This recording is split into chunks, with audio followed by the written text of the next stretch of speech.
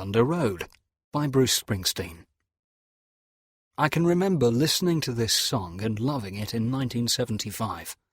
I can remember listening to this song and loving it almost as much quite recently, a few months ago. And yes, I was in a car, although I probably wasn't driving, and I certainly wasn't driving down any turnpike or highway or freeway, and the wind wasn't blowing through my hair, because I possess neither a convertible nor hair. It's not that version of Springsteen. So, I've loved this song for a quarter of a century now, and I've heard it more than anything else, with the possible exception of... Who am I kidding? There are no other contenders.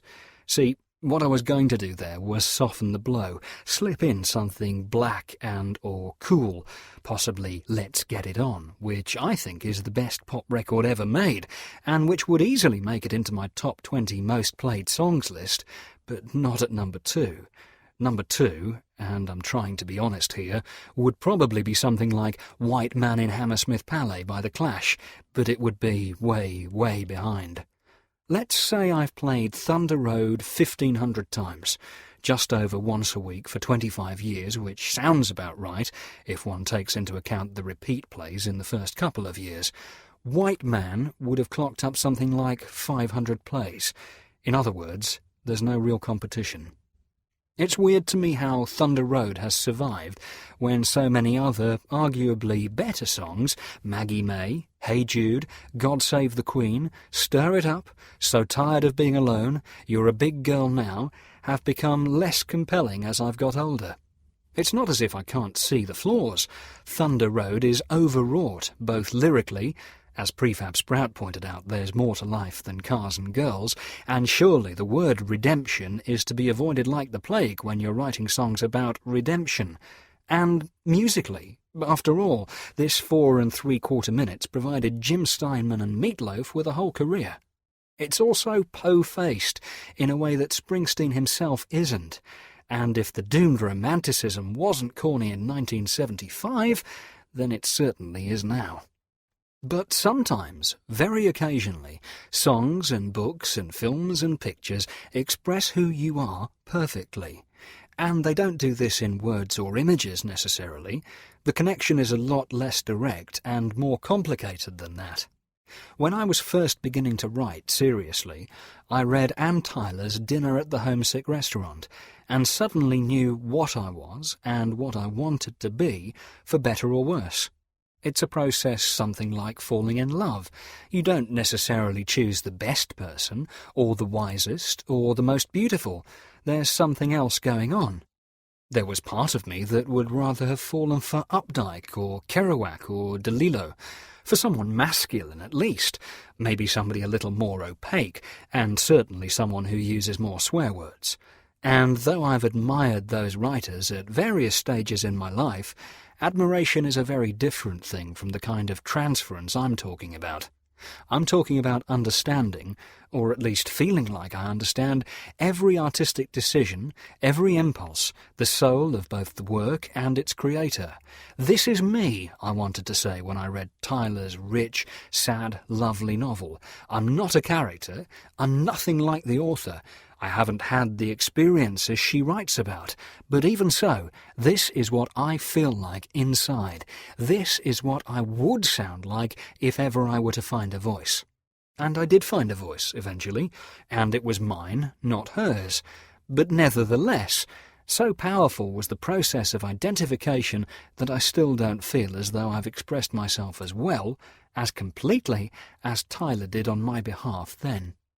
So, even though I'm not American, no longer young, hate cars, and can recognise why so many people find Springsteen bombastic and histrionic, but not why they find him macho or jingoistic or dumb. That kind of ignorant judgment has plagued Springsteen for a huge part of his career and is made by smart people who are actually a lot dumber than he has ever been. Thunder Road somehow manages to speak for me. This is partly, and perhaps shamingly, because a lot of Springsteen's songs from this period are about becoming famous, or at least achieving some kind of public validation through his art. What else are we supposed to think when the last line of the song is, "I'm pulling out of here to win"? other than that he has won, simply by virtue of playing the song night after night after night to an ever-increasing crowd of people. And what else are we supposed to think when in Rosalita he sings with a touching, funny and innocent glee, "'Cause the record company, Rosie, just gave me a big advance," other than that the record company has just given him a big advance. It's never objectionable or obnoxious, this dream of fame, because it derives from a restless and uncontrollable artistic urge. He knows he has talent to burn, and the proper reward for this, he seems to suggest, would be the financial wherewithal to fulfill it, rather than an interest in celebrity for its own sake. Hosting a TV quiz show or assassinating a president wouldn't scratch the itch at all. And of course, don't let anyone tell you otherwise. If you have dreams of becoming a writer, then there are murky, mucky visions of fame attached to these dreams too. Thunder Road was my answer to every rejection letter I received, and every doubt expressed by friends or relatives. They lived in towns for losers, I told myself, and I, like Bruce, was pulling out of there to win. These towns, incidentally, were Cambridge, full of loser doctors and lawyers and academics, and London, full of loser successes of every description, but never mind. This was the material I had to work with, and work with it I did.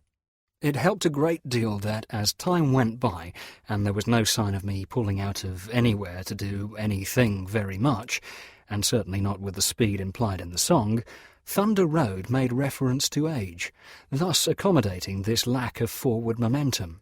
"So you're scared and you're thinking that maybe we ain't that young anymore," Bruce sang, and that line worked for me even when I'd begun to doubt whether there was any magic in the night. I continued thinking I wasn't that young anymore for a long, long time.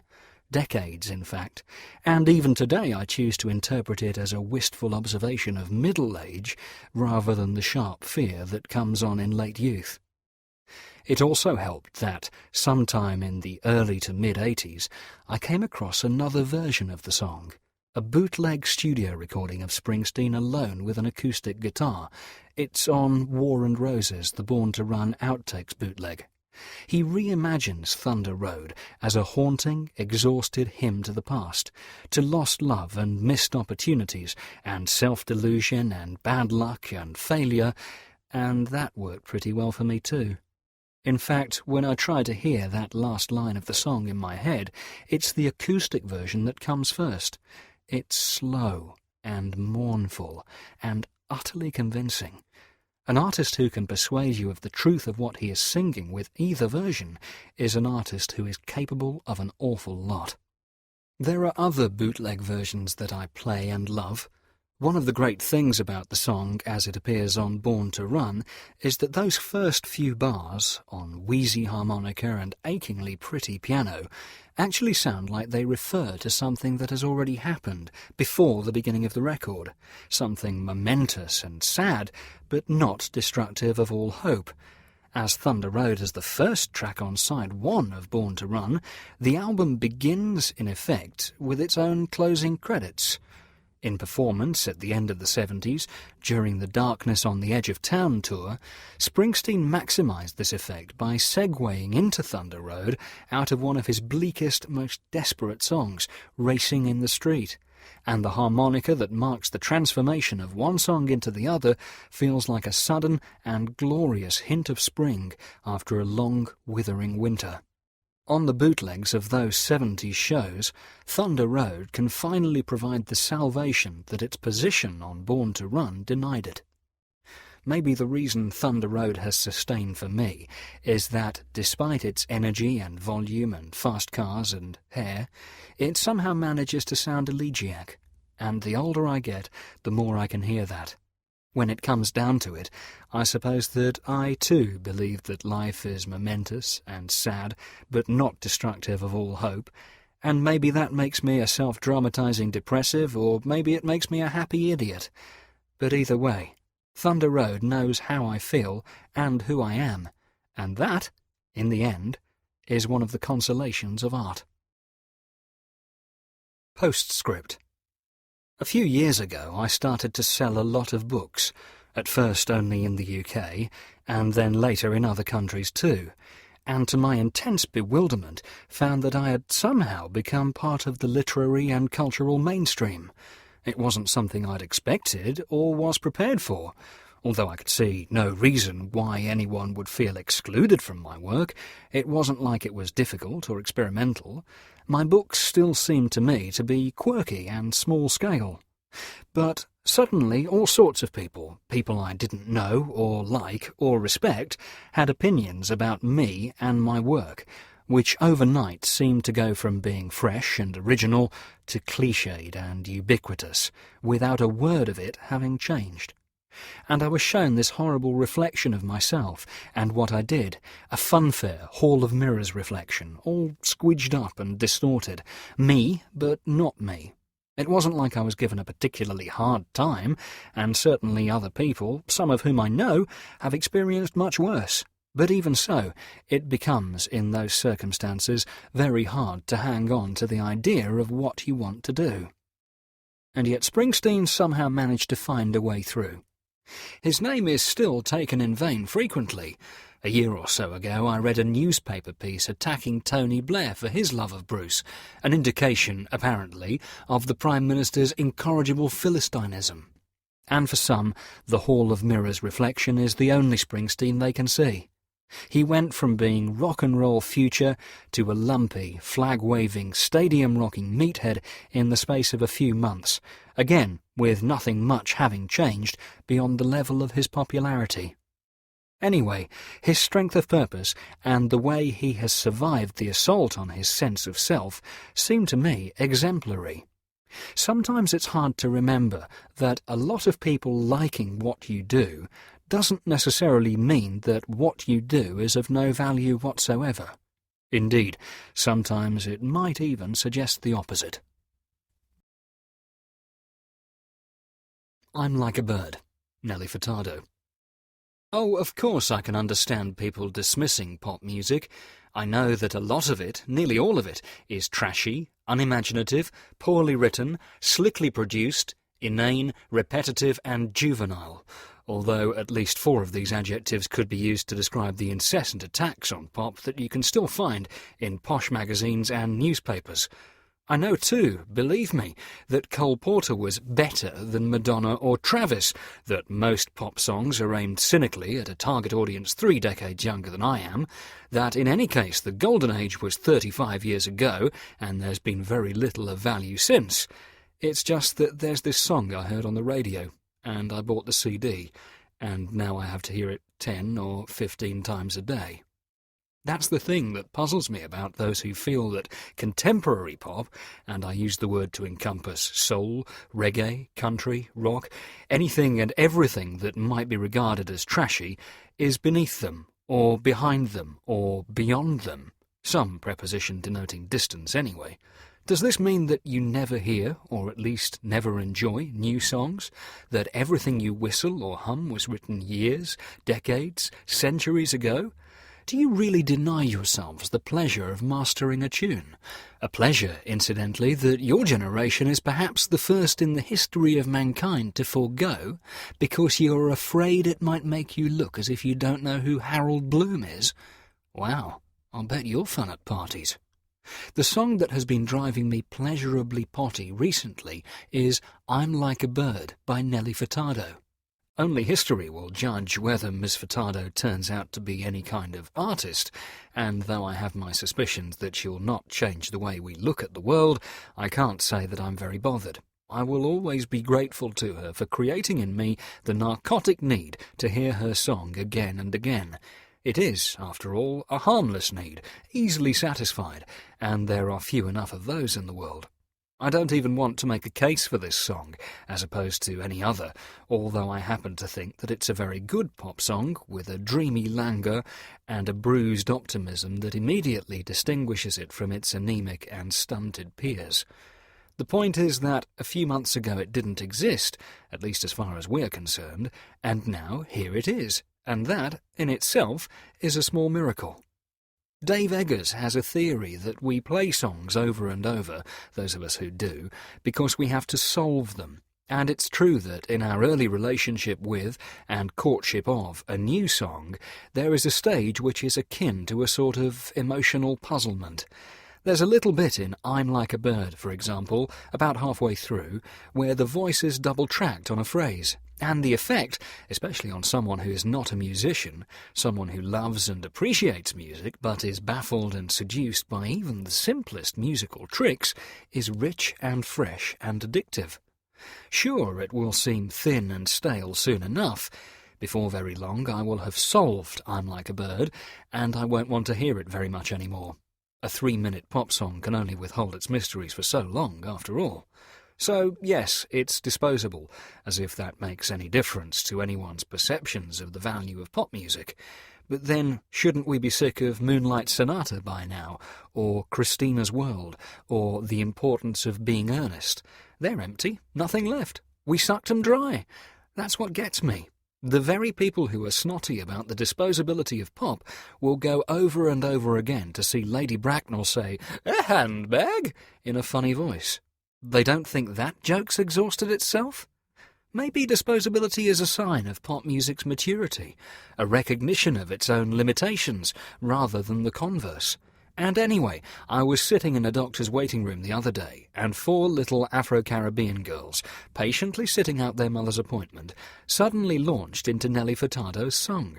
They were word-perfect, and they had a couple of dance moves, and they sang with enormous appetite and glee, and I liked it that we had something in common, temporarily. I felt as though we all lived in the same world, and that doesn't happen so often. A couple of times a year I make myself a tape to play in the car, a tape full of all the new songs I've loved over the previous few months, and every time I finish one I can't believe that there'll be another, yet there always is, and I can't wait for the next one. You need only a few hundred more things like that, and you've got a life worth living. Samba Party, Santana.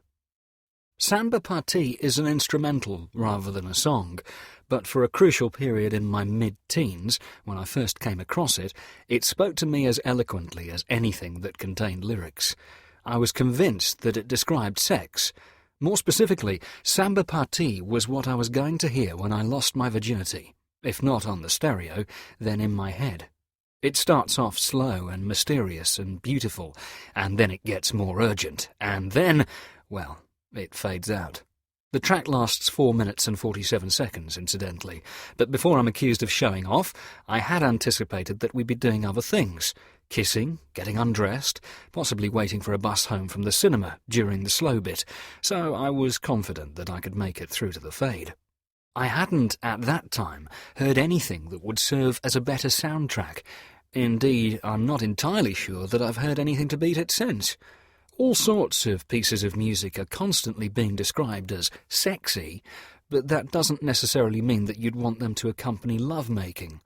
Most of them, in fact, are sexual substitutes rather than sexual accompaniments, music for people who aren't getting any, or won't be until they get home, rather than people who are. Would it be possible to fuck to the tune of Let's Get It On without laughing? Not that there's anything wrong with laughing during sex, but laughter was not, I suspect, the sound that Marvin intended to provoke. If you want to laugh, then why not enhance your amorous pleasure with I Have a Pony by Stephen Wright, or Disco Duck by Rick Dees? And even if you did manage to get through it without a giggling fit, could you manage the same during If I Should Die Tonight, the third track on the album? Granted, you may have finished by then, but there's every chance that you won't have turned the music off, which means that you'll be lying there with your girlfriend or boyfriend or someone you don't know very well, while Marvin is telling you that the sex you've just had is unlikely to be bettered during the remainder of your lifetimes. Indeed, that you may as well shuffle off this mortal coil now, so anticlimactic is any subsequent experience likely to be. This is an intolerable burden to place on any couple, and certainly inhibits the usual post-coital activities, sleep, the hunt for socks or the TV remote, exchanges of false email addresses, etc. Prince's Do Me Baby from the Controversy album is one of the most sexually explicit and genuinely erotic records ever made, but it's every bit as problematic as Let's Get It On. For a start, there's a bit after the climax, crashing piano chords, moans, sighs, and so on, when he goes all weird and starts saying he's so cold, which might well prove to be something of a distraction unless you too have an inappropriately undertogged duvet. And though the next song on the album, Private Joy, is hardly what you want to hear at an intimate moment, at least it brings the first side of controversy to a close if you have the album on vinyl. If you have the CD, however, you may find yourself in the unhappy position of trying to give and receive carnal pleasure while Prince sings Ronnie Talked to Russia, a sentiment that no longer even contains the virtue, arguable in a sexual context anyway, of urgency. What, one wonders, was he thinking of when he sequenced the tracks? Presumably something along the lines of, give them 5 minutes to get their breath back, and then they'll be wanting to think about impending Armageddon. Inevitably, I did not lose my virginity to Samba Party. Instead, my unfortunate girlfriend and I were listening to the second side of Rod Stewart's Smiler, my favourite record at the time. Side 2, I notice now, features Hard Road, I've Grown Accustomed to Her Face, and Dixie Toot. In a perfect world, obviously, that wouldn't have happened. Can You Please Crawl Out Your Window, Bob Dylan. Rain, The Beatles. By expressing no preference between a Rod Stewart version of a Bob Dylan song and the Dylan original, I have, I know, exposed myself. I'm not a big Dylan fan. I've got Blonde on Blonde and Highway 61 Revisited, obviously, and Bringing It All Back Home and Blood on the Tracks. Anyone who likes music owns those four. And I'm interested enough to have bought the Bootleg series, volumes 1 to 3, and that live album we now know wasn't recorded at the Royal Albert Hall. The reviews of Time Out of Mind and Love and Theft convinced me to shell out for those two as well, although I can't say I listen to them very often. I once asked for Biograph as a birthday present, so with that and the Bootleg series I've got 2 Dylan boxed sets. I also, now I look, seem to own copies of World Gone Wrong, The Basement Tapes, and Good As I've Been to You, although this, I suspect, is due more to my respect for Greil Marcus, who has written so persuasively and brilliantly about Dylan's folk and blues roots, than to my Dylanphilia. And I've somehow picked up along the way Street Legal, Desire, and John Wesley Harding. Oh, and I bought Oh Mercy because it contains the lovely Most of the Time, which is on the High Fidelity soundtrack. There are, therefore, around 20 separate Bob Dylan CDs on my shelf. In fact, I own more recordings by Dylan than any other artist. Some people, my mother, say, who may not own 20 CDs in total, would say that I'm a Dylan fanatic, but I know Dylan fanatics, and they would not recognise me as one of them. I have a friend who stays logged on to the Dylan website, expecting rain, most of the day at work, as if the website were CNN and Dylan's career were the Middle East, and who owns 130 Dylan albums, including a 14-CD box of every single thing Dylan recorded during 1965, apart from, get this, Highway 61 Revisited, the only thing he recorded during 1965 that sane people would want to own. He's pretty keen. I can't quote whole songs, just the odd line here and there. I do not regard Dylan as any more important or any more talented than Elvis Presley or Marvin Gaye or Bob Marley or several other major artists. I have no opinion as to whether he was a poet, and especially not as to whether he was a better poet than another poet. I don't own any bootlegs. I have no desire to see him play live again. I saw him twice, and that was more than enough. I have no theories about any single song. I just like some of the tunes, and that, I've been led to believe, is not good enough. There is a very clever English artist called Emma Kay, who has done a series of artworks which consist entirely of her verbal memories of Shakespeare plays. If I were to do the same for the life of Bob Dylan, it would consist of the following list: Zimmerman, Hibbing, Minnesota, New York coffee houses, Joan Baez, but what about her? I'm not sure. The Band, formerly the Hawks, Electricity, Judas, Motorbike Crash, Never As Good Afterwards. Is that true? I fear I may be getting the crash confused with Elvis's spell in the army. Sarah. Sarah who? Don't know. divorce, eyeliner, Christianity, farm aid, lots of tours. This, it seems to me, is way too much knowledge. Why on earth am I able to name his hometown? And why should I recall that he fell off his bloody motorbike? I will not attempt a similar list pertaining to the life of William Shakespeare, because it would be far too shaming. But suffice to say that it would not extend much beyond Stratford-upon-Avon, Anne Hathaway and her cottage, The Globe, and The Dark Lady. Jane Austen, Bath, unmarried, once went to my sister's house, apparently, although some time before my sister moved there. That must be right, mustn't it, dates-wise? Obviously I have no one but myself to blame for my ignorance of our major literary figures. I'm not responsible for my intimacy with the life of Bob, however. That's the fault of all sorts of other people. Friends, music writers, university professors, editors at my publishing house.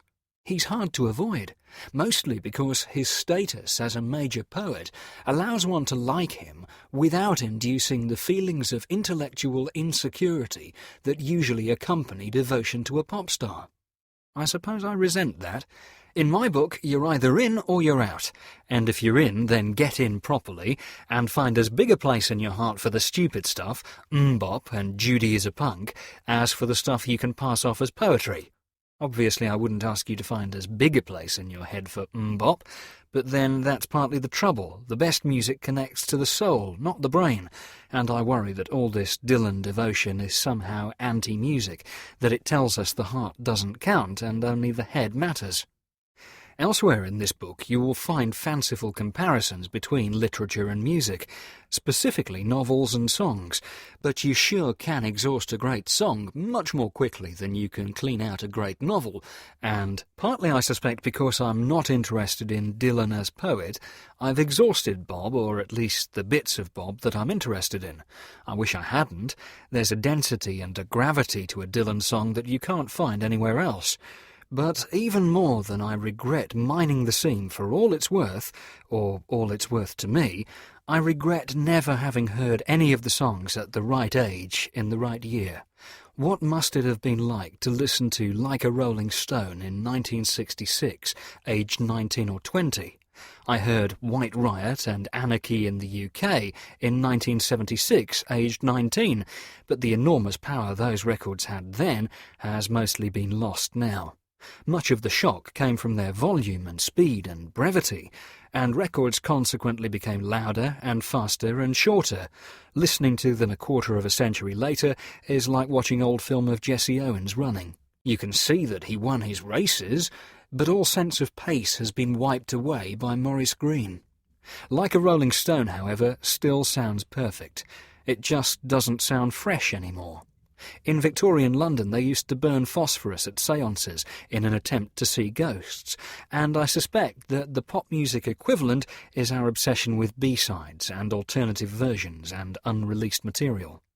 If you can hear Dylan and the Beatles being unmistakably themselves at their peak, but unmistakably themselves in a way we haven't heard 1,000, 1,000,000 times before, then suddenly you get a small but thrilling flash of their spirit, and it's as close as we'll ever get, those of us born in the wrong time, to knowing what it must have been like to have those great records burst out of the radio at you when you weren't expecting them, or anything like them.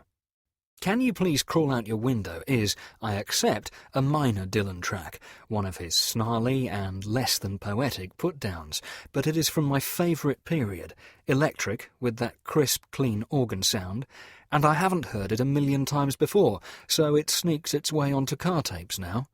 And Rain is a great Beatles song from a great year in their career, the year that Oasis have been trying to live in for the last 10 years, and it's wonderful to listen to a Lennon-McCartney song that hasn't quite had all the pulp sucked from it. I'll get sick of both these songs in the end, of course. They just don't last long enough to keep their mystery and magic forever, but they'll do for now. A Minor Incident. Badly Drawn Boy. You must be excited about the film coming out, a friendly and well-meaning acquaintance remarked at the end of 2001, a few months before the movie version of About a Boy was released. Those weren't her actual words. Her actual words were, "You must be excited about a boy coming out." I changed them because, prose stylist that I am, I wanted to avoid that double about. I'm sick of it. My advice to young writers: never begin a title with a preposition, because you will find that it is impossible to utter or write any sentence pertaining to your creation without sounding as if you have an especially pitiable stutter. He wanted to talk to me about a boy. What about a boy? The thing about a boy. Are you excited about a boy? And so on. I wonder if Steinbeck and his publishers got sick of it. What do you think of Mice and Men? I've just finished the first half of Mice and Men. What's the publication date of Mice and Men? Still, it seemed like a good idea at the time. I smiled politely, but the supposition mystified me. Why on earth would I get excited? There had been interesting, sometimes even enjoyable bits along the way, selling the rights to the book for an unfeasibly large sum of money, for example, meeting the people responsible for the film version, seeing the end product, which I liked a lot. I'd be very suspicious, however, of any writer who was actually excited by any of this process, which can be, on occasion, distasteful. About a Boy ate up a director and got spat out by another film company even before it was made, and stupefyingly prolonged. Indeed, the time before, during, and after a film's release is positively unpleasant. You get reviewed all over again. You discover that half your friends never read the book in the first place. The bits of the film people like the most turn out to be nothing to do with you. But the first time I heard the soundtrack to the film really was exciting, in the proper, tingly sense of the word. Seeing one's words converted into Hollywood cash is gratifying in all sorts of ways, but it really cannot compare to the experience of hearing them converted into music. For someone who has to write books because he cannot write songs, the idea that a book might somehow produce a song is embarrassingly thrilling. Like a lot of people, I spent a large chunk of 2000 listening to and loving Badly Drawn Boy's The Hour of the Bewilderbeast album. It's one of the very few English records of recent years I've had any time for. It's thoughtful, quirky without being inept, despite my earlier presumption that the name of the artist was somehow indicative of the ramshackle nature of the music, a presumption that stopped me from listening to him for a while. It's melodic. It borrows lightly and judiciously from all sorts of folky, rocky things I like. Damon Gough is an early Springsteen devotee. It doesn't show off. It is un-English in the sense that it wouldn't be much use to Ibethan clubbers or boozed-up football hooligans. It has soul.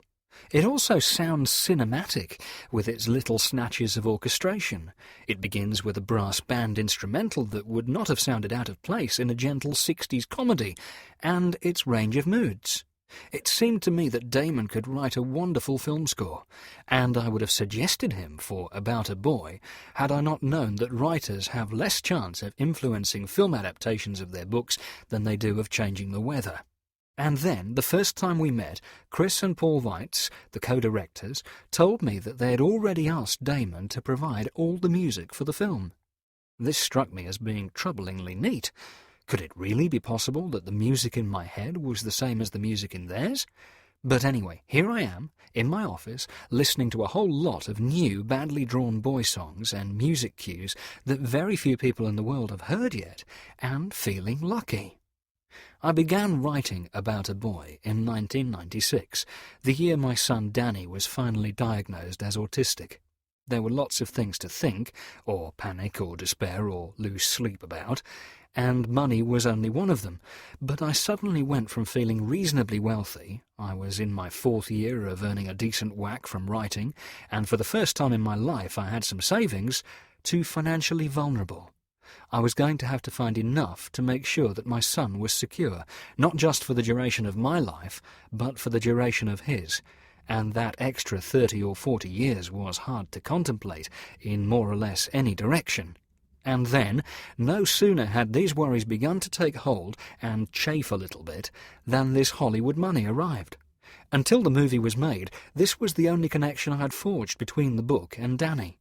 The character of Marcus was nothing to do with him. Marcus is 12 and brightly voluble, if odd. Danny was 3 and 5 years later is still unable to speak. And I don't think that Danny would recognise the parenting that Marcus experiences. It's possible that if I had been childless, I would have been attracted to a different kind of story, but that's the only way that About a Boy is about Danny. A minor incident, a sweet, heartfelt, acoustic strummer with a wheezy, Dylan-esque harmonica solo, refers directly to a major incident in the book and the movie. Marcus comes home from a day out to discover his mother, Fiona, lying comatose on the sofa after an attempt to kill herself, her vomit on the floor beside her. The song is her suicide note to her son. I wrote one for her too, but it wasn't in the form of a song lyric, and Damon's words capture Fiona's dippy, depressive insouciance perfectly. But here's the thing. Once I'd listened to A Minor Incident a couple of times, it started to make me think of Danny in ways that I hadn't done when I was writing the book. You always were the one to make us stand out in a crowd, though every once in a while your head was in a cloud. There's nothing you could never do to ever let me down, sings Damon as Fiona, and the lines brought me up short.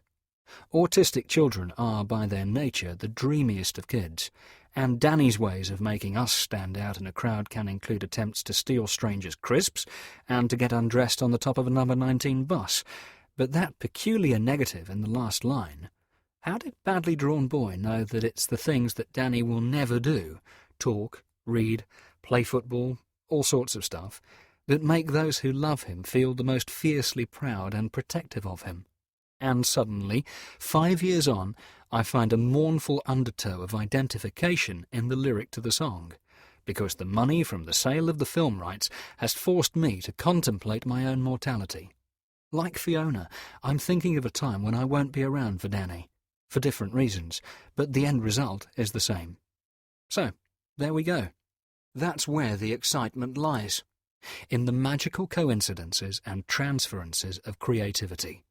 I write a book that isn't about my kid, and then someone writes a beautiful song based on an episode in my book that turns out to mean something much more personal to me than my book ever did. And I won't say that this sort of thing is worth more than all the Hollywood money in the world, because I'm a pragmatist, and that Hollywood money has given Danny a trust fund which will hopefully see him through those terrifying 30 or 40 years. But it's worth an awful lot, something money can't buy, and it makes me want to keep writing and collaborating in the hope that something I write will strike this kind of dazzling, serendipitous spark off someone again. Caravan, Van Morrison. The magnificent version of Caravan on It's Too Late to Stop Now, Van Morrison's most enjoyable album, unarguably, so don't even think about arguing, sounds to me like it could be played over the closing credits of the best film you've ever seen. And if something sounds like that to you, then surely, by extension, it means that it could also be played at your own funeral. I don't think this is over-dramatising the importance of one's own life. Not all films have to be like Lawrence of Arabia or Apocalypse Now, and you'd have to have been pretty unlucky, at least in our part of the world, and if you walked into a bookshop and bought this book, you live in the part I'm talking about, not to have experienced a few moments of joy or pure hope or clenched fist triumph or simple contentment amongst all the drudgery and heartbreak and pain. To me, Caravan recognises and synthesises all of it, and the fact that what it produces from the whole extraordinary mess is something that sounds cheerful doesn't mean that the song is trite. Caravan isn't a song about life or death, as far as I can tell. It's a song about merry gypsies and campfires and turning up your radio and stuff. But in its long, vamped passage right before the climax, when the sax weaves gently in and out of the cute, witty neo-chamber strings, while the piano sprinkles bluesy high notes over the top, Morrison's band seems to isolate a moment somewhere between life and its aftermath, a big, baroque entrance hall of a place where you can stop and think about everything that has gone before. Gosh, a sudden panic. Can you hear any of that? Those of you who already own the album or who are interested enough in this description to check it out? Possibly not. But, panic over, this book isn't predicated on you and me sharing the ability to hear exactly the same things. In other words, it isn't music criticism. All I'm hoping here is that you have equivalence, that you spend a lot of time listening to music and seeing faces in its fire. And though it won't be me doing the thinking, as far as we know, is it arrogant to expect a little reflection from friends and family? It's my funeral, after all, and they don't have to think only about me, they can think about all sorts of things, as long as they're worthy of the occasion and the music, and don't involve foodstuffs, emails, footwear, etc. The only thing that worries me about having Caravan played at my funeral is that string section. Will people think I'm making some concession to classical music when they hear it? Will they say to themselves, what a shame he lost the courage of his convictions right at the end there, just like everybody else? I wouldn't want them to think that. Unless something unimaginable happens to me over the next couple of decades, I will have gone through an entire life listening more or less only to popular music in one or other of its forms. I have a few classical CDs, and sometimes I play them too, but I never respond to Mozart or Haydn as music, merely as something that makes the room smell temporarily different, like a scented candle, and I don't like treating art in that way, with disrespect. And I'm unrepentant, too. I'd see him banged up for having anything to do with the inanity that is pop, full stop, said a famously sour writer and newspaper columnist recently, while attempting to defend a well-known music business mogul who had just been imprisoned. But you've heard this stuff before. I have no idea whether his use of the word pop is the same as mine, whether he thinks that all of it, Dylan and Marvin Gaye and Neil Young, is inane. I suspect he does. It's not a complaint I've ever understood, because music, like colour or a cloud, is neither intelligent nor unintelligent. It just is. The chord, the simplest building block for even the tritest, silliest chart song, is a beautiful, perfect, mysterious thing. And when an ill-read, uneducated, uncultured, emotionally illiterate boor puts a couple of them together, he has every chance of creating something wonderful and powerful. I don't want to read inane books, but books are built from words, our only instruments of thought. All I ask of music is that it sounds good. Despite its crudity and simplicity, Twist and Shout sounds good. In fact, any attempt to sophisticate it would make it sound much worse. And I fundamentally, profoundly disagree with anyone who equates musical complication and intelligence with superiority. It doesn't work like that, which is maybe why these people despise pop music, because it's one of the very few things that doesn't. They often hate sports, too. I don't dislike classical music because of its cultivation. I'm not an inverted snob. I dislike it, or at least I'm unaffected by it, because it sounds churchy, and because, to my ears at least, it can't deal with the smaller feelings that constitute a day and a week and a life, and because there are no backing vocals or bass lines or guitar solos, and because a lot of people who profess to like it actually don't really like any music or any culture at all, and because I grew up listening to something else, and because it does not possess the ability to make me feel, and because I don't need my music to sound any better than it does already. A great, farting, squelching, quick-witted sax solo does the job for me. So, Caravan will be played at my funeral. The problem with the extended passage that I mentioned earlier, the bit that I hope will make the mourners think and reflect, is that, well, okay, here's the thing. It's the bit where Van Morrison introduces the band. Terry Adams on cello, Nancy Ellis on viola, Bill Elwyn on trumpet, David Hayes on bass. Is that too weird? Can people really file out of my funeral listening to a list of names of people they and I don't know? I've started to think of this passage as a sort of metaphorical dramatis personae now.